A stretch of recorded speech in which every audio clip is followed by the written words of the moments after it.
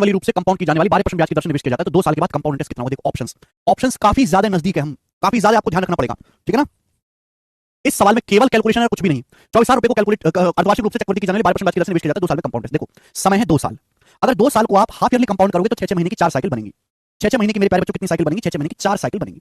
बच्चों अगर ब्याज 1 साल में 12% है तो ब्याज 6 महीने में कितना होगा? 6%। ब्याज 6 महीने में कितना होगा? 6%। 6 महीने में कितना ब्याज होगा? 6%। यानी कि 6 6 6 6 का 4 बार सक्सेसिव आपको करना है। हमने आपको सिखाया कि 4 साइकिल के लिए जो कंपाउंड रेशियो है 4 6 4 1 होता है। हमने क्या किया? 24,000 रुपए को इन्वेस्ट किया, 24,000 रुपए को इन्वेस्ट किया 12% ब्याज की दर से मेरे प्यारे भाई, कितने साल के लिए? 2 साल के लिए, लेकिन हाफ ईयरली कंपाउंड हो रहा है, ठीक है ना। अब आप बताओ 6% निकालना है, 24,000 रुपए का 6% कितना होगा? 24 छिक्का 144, 1440 रुपए। 24,000 रुपए का 6% कितना होगा मेरे दोस्तों? 1440 रुपए, बोलो हाँ। अब बताओ 1440 का 6% कितना होगा? 1440 का 6% कितना होगा? तो 14 छिंग 84 और 4 छिंग 24 मेरे दोस्तों, 840 और 24 864, यानी कि 86.4 रुपीज। 86.4 रुपीज। बोलो बात समझ में आई? आप बोलोगे हाँ जी सर बात समझ में आई। अब आप मुझे बताओ 86.4 का इसका भी 6% कितना होगा? इसका भी 6% कितना होगा? ये आप मुझे बताओ। इसका भी 6% कितना होगा? 6% निकालते चले जाना ना बेटे आप लोगों को। अब चूंकि साल के ऑप्शंस काफी नजदीक हैं तो मुझे एग्जैक्ट लेना पड़ेगा, मैं बहुत ज्यादा अप्रॉक्स नहीं लगा सकता। अब जैसे 80 है, 80 का 6% कितना आएगा? 4.8। फिर बचा मेरे दोस्तों जैसे 6.4, 6.4 का 6 गुना कितना आएगा? 36, यानी कि 3.6 के आसपास आएगा। 6.4 का 6% आएगा 0.36 या 0.37 के आसपास, 0.38।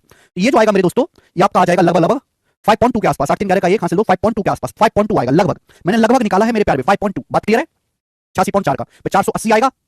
फिर मेरे दोस्तों आपका 360, 5.2 के आसपास आएगा। अब 5.2 का 6% कितना होगा? इसका भी 6% आपको निकालना है, तो कितना आएगा मेरे दोस्तों? 0.3।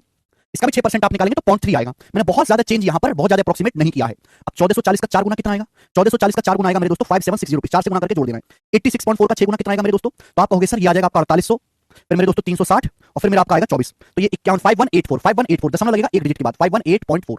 फिर 5.2 का 4 गुना कितना आएगा? इसका 4 गुना आ जाएगा मेरे दोस्तों 21, 4 पंजे 20 और 21, और ये आएगा मेरे दोस्तों 0.3। एक की 0.3 में गुना 0.3।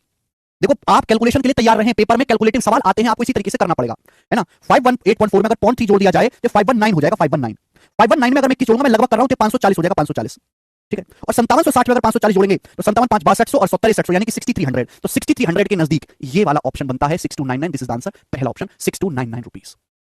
हालांकि इसमें और इसमें 5